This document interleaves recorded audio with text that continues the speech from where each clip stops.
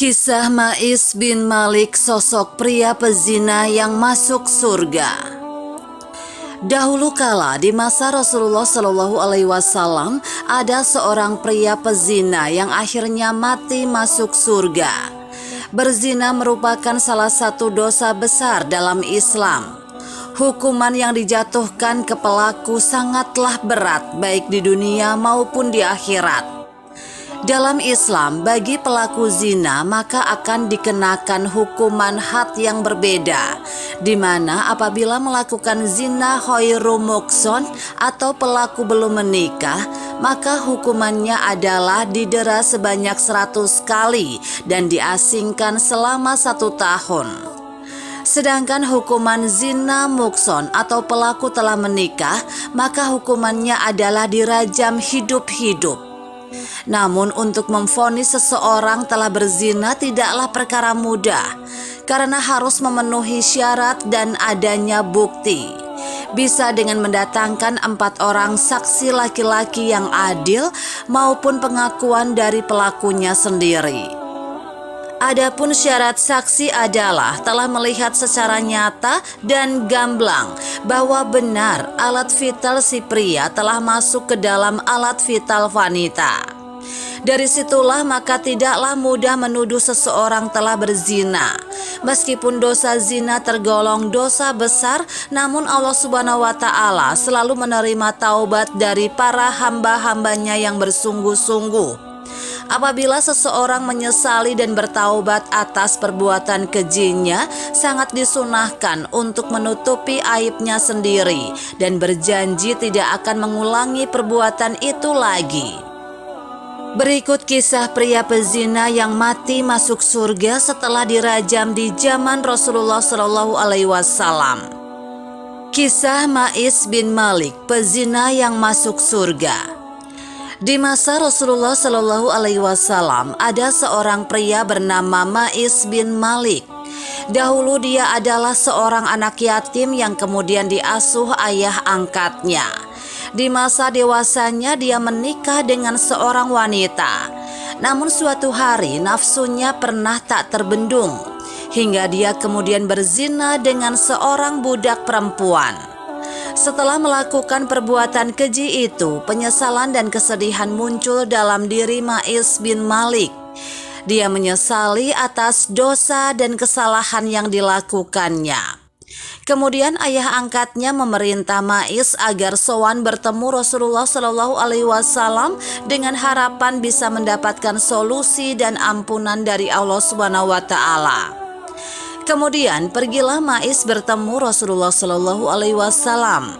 Setelah sampai, Ma'is berkata kepada Rasulullah Shallallahu Alaihi Wasallam, "Ya Rasulullah, bersihkanlah diriku." Nabi lalu menjawab, "Janganlah lancang, mohonlah ampun kepada Allah Subhanahu wa Ta'ala dan bertaubatlah."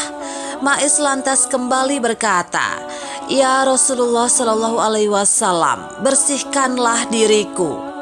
Nabi kembali menjawab, "Janganlah lancang, mohonlah ampun kepada Allah Subhanahu wa Ta'ala dan bertaubatlah." Ma'is terus-menerus mengulangi perkataannya itu kepada Nabi hingga sebanyak 4 kali. Setelah itu barulah Rasulullah Shallallahu Alaihi Wasallam bertanya, "Dari apa aku harus membersihkanmu?"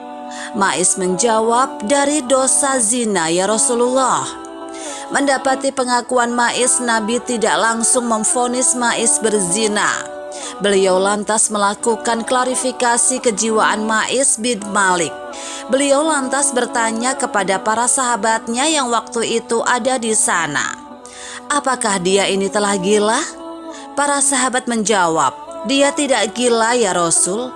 Rasulullah bertanya lagi, "Apakah dia dalam kondisi mabuk?"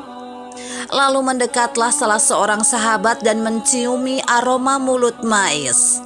Setelah dicek ternyata tidak ditemukan bau minuman keras di mulut Ma'is. Rasulullah Shallallahu Alaihi Wasallam lalu bertanya lagi kepada Ma'is, "Apakah benar kamu telah berzina?" Ma'is menjawab, "Benar ya Rasulullah."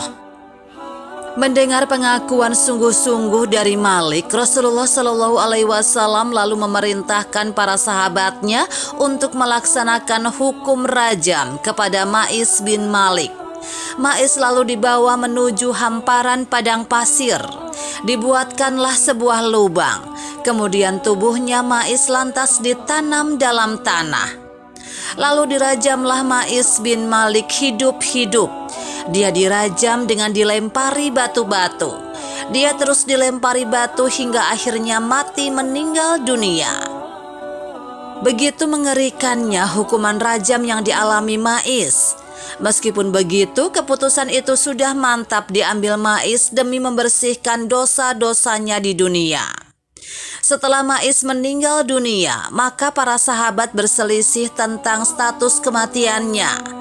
Sebagian para sahabat mengatakan bahwa Ma'is mati su'ul khotimah karena belum mengganti dengan kebaikan. Namun sebagian yang lain mengatakan bahwa Ma'is meninggal husnul khotimah karena Ma'is takut akan dosa-dosanya di akhirat kelak sehingga dia memilih hukumannya diselesaikan di dunia. Rasulullah Shallallahu Alaihi Wasallam sendiri memilih diam dan belum memberikan keputusan tentang status kematian Ma'is. Perselisihan antar dua kelompok sahabat ini terus berlangsung hingga 2 atau 3 harian.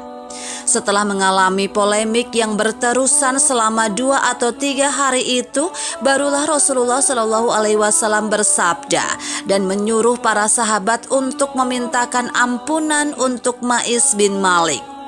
Para sahabat lantas memohonkan ampun untuk Ma'is bin Malik. Rasulullah Shallallahu Alaihi Wasallam menjelaskan bahwa pertaubatan Ma'is sangatlah baik. Andaikan tobat Ma'is digunakan syafaat untuk seluruh penduduk Madinah, pastilah mencukupi. Betapa bahagianya Ma'is bin Malik menjadi penghuni surga yang indah. Begitu luasnya Ma'is bin Malik mendapatkan ampunan dari Allah Subhanahu wa Ta'ala setelah dia melakukan hukuman rajam itu. Dari kisah ini kita dapat mengetahui betapa hati-hatinya Rasulullah Shallallahu Alaihi Wasallam melaksanakan hukum rajam.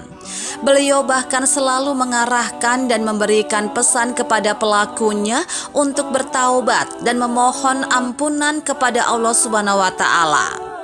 Pilihan hukum rajam ini bukanlah sesuatu pilihan utama Rasulullah Shallallahu Alaihi Wasallam atas pengakuan pelaku dosa yang memang telah mengakui dan menyesali dosa-dosanya. Rasulullah Shallallahu Alaihi Wasallam selalu lebih memilih menuntun pelaku dosa itu dengan cukup bertaubat, memohon ampunan kepada Allah Subhanahu wa Ta'ala dan berjanji untuk tidak mengulangi lagi. Dalam kisah ini menggambarkan seakan-akan Rasulullah Shallallahu Alaihi Wasallam berusaha menarik pengakuan Ma'is dan lebih menyarankan kepada pertaubatan tanpa mendahulukan hukuman had. Adapun dosa yang telah dilakukan biarlah hanya pelaku dan Allah Subhanahu wa Ta'ala saja yang tahu, dan tak perlu aibnya disebarkan sendiri. Setiap orang yang melakukan sebuah dosa besar masih ada kesempatan baginya untuk kembali bertaubat kepada Allah Subhanahu wa Ta'ala, karena Allah benar-benar Maha Pengampun. Jalur pertaubatan Ma'is bin Malik memang benar-benar pilihan Malik sendiri agar dosa-dosa yang telah dilakukan bersih dan terhapus. Bahkan taubatnya bisa memberikan syafaat untuk penduduk kota Madinah. Subhanallah, semoga kisah ini bermanfaat. Wallahu a'lam bishawab.